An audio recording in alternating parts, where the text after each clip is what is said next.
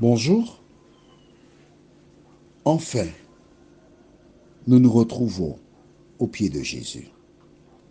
Nous lirons dans Luc 22, versets 47 et 50. Ce sont nos textes de base pour ce jour. Prions.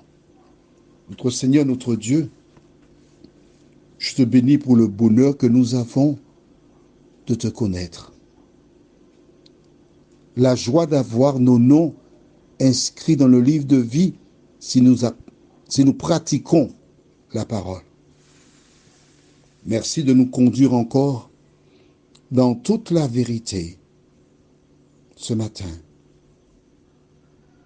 Nous t'avons prié au nom de Jésus et pour ta gloire éternelle. Amen.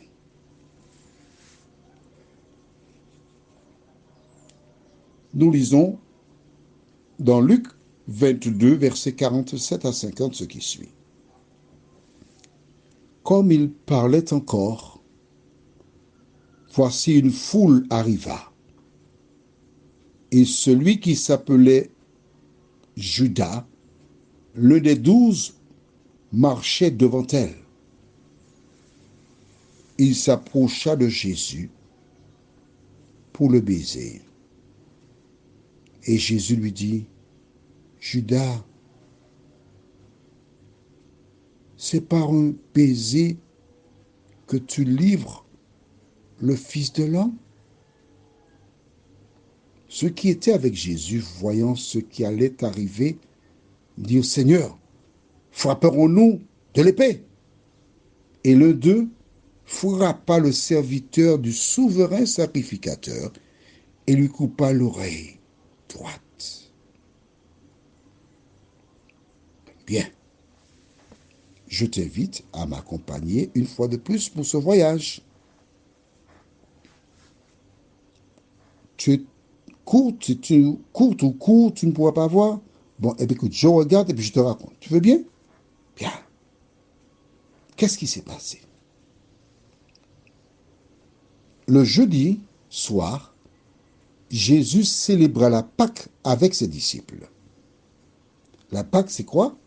La fête nationale.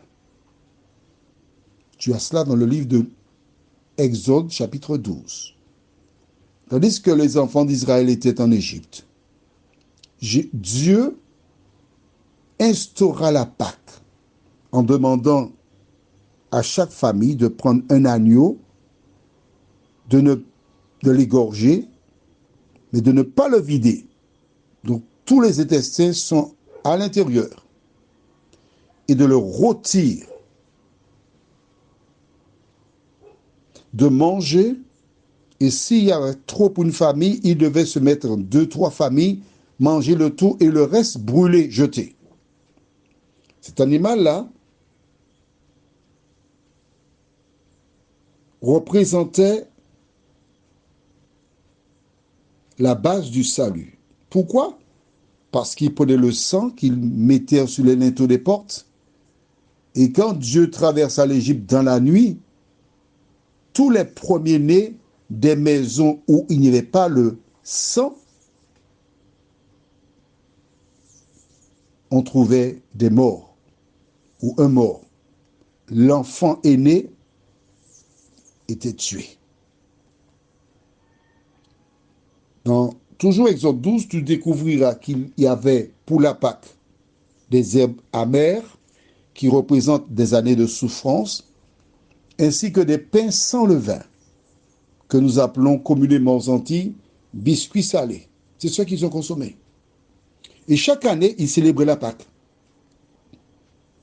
Le jeudi soir, ils ont célébré la Pâque, mais Jésus instaura quelque chose de nouveau. En lavant les pieds des disciples, ensuite, il leur dit, mangez-en tous, il prit le pain qu'il rompit après la prière, il en fit de même pour le vin.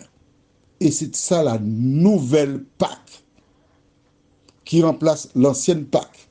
L'ancienne Pâque, l'animal, l'agneau, le pain sans levain et les herbes amères, c'est la fête nationale pour les Hébreux qui laissaient l'Égypte. Mais ceux qui acceptent Jésus, c'est les pieds lavés, le pain et le vin. Si dans une communauté quelconque, il n'y a pas ces trois trucs-là, c'est un faux. La communion, premièrement, laver les pieds, ensuite le pain rompu, la prière, puis le vin. Alors, ils ont fini cela, ils sont partis, ils ont été dans le jardin de Gethsémane. C'est un lieu qui était connu où Jésus allait pour prier. Et Jésus leur a dit, venez, priez avec moi. Mais tandis que Jésus priait, que faisaient les disciples? Ils dormaient. Ils ronflaient. Une première fois, Jésus a été vers eux, ils arrivent et disent, vous va prier avec moi un petit moment alors. Ah, les yeux étaient ensommeillés. Jésus repartit, prier, ils se sont dormis à nouveau. Pourquoi j'en parle? C'est afin que tu vois la différence entre quelqu'un qui est en contact permanent avec Dieu par la prière et ceux qui dorment. Dans ces derniers jours, il faut passer du temps avec Dieu par la prière. À un moment donné, ils entendent du bruit. À ce moment, ils ne dorment plus. Jésus avance. Et en tête du cortège, il y a qui? Judas, qui vient vers Jésus. Attention. Que fait-il? Il connaît si bien Jésus qu'il sera l'indicateur. Et le signe, ce sera quoi? C'est celui que je vais baiser. Alors, tu as bien vu ce marqué de la Bible, baiser, hein? Rappelle-toi, avant, chez les Européens, les Blancs, les Français, on faisait le baise-main. On embrassait donc la main. C'est ça, baiser, bibliquement parlant. Judas sait qu'il peut embrasser ou baiser Jésus sans encourir un problème quelconque. Donc, il va. Il baise Jésus.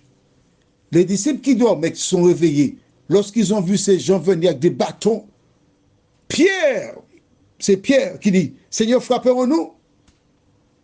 Jésus n'a pas eu le temps de répondre. Jésus est lent. Hein? Pierre a râlé son coude là. Et puis il a dit, toi, tiens ça. Il a frappé. Mais ouais. Quand le serviteur du sacrificateur a vu qu'il allait mourir, parce que Pierre n'a pas visé l'oreille, hein? Il coupait la tête de l'homme en deux. Lorsque l'homme a vu qu'il va mourir, il a fait, ouais. Il a bougé la tête. Et Pierre a coupé l'oreille. Aïe, mon oreille, il a coupé mon oreille.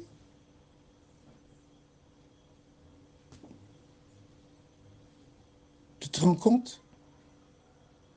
On va dire que Pierre est un pasteur protestant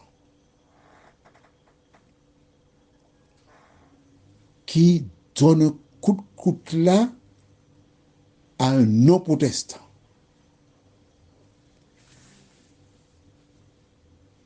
Le comité de sa communauté, quand le coutelas serait encore dans les airs, on l'aurait déjà licencié.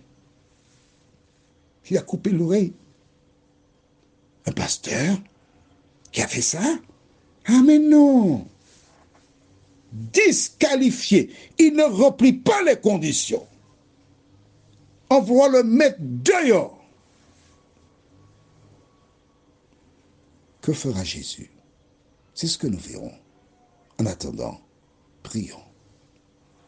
Seigneur, à travers ce récit, nous voyons la différence entre une personne qui passe du temps à prier, Jésus, et une autre qui ne passe pas du temps à prier, mais qui trouve du plaisir en regardant les feuilletons, en suivant Tour des Yoles, Tour cycliste, etc., qui meuble le temps par des choses passagères. Seigneur, il n'y a rien de mal dans le Tour cycliste, ni le Tour des Yoles. Mais c'est le temps que nous passons au détriment de celui que nous devrions te réserver. Merci Seigneur parce que nous continuons de voir la grâce. Merci de nous aider à comprendre que lorsque tu as appelé Pierre, il n'était pas parfait. Mais tu travailles dans le cœur des hommes. Fais-nous du bien, Seigneur. Continue de le faire. Au nom de Jésus, pour ta gloire éternelle. Amen. Alors, Tu as vu ce qu'a fait Pierre, un disciple de Jésus? Il n'était pas parfait, mais il aimait le Sauveur. Et c'est tout ce que Dieu te demande. Alors, si tu aimes Jésus, n'aie pas peur.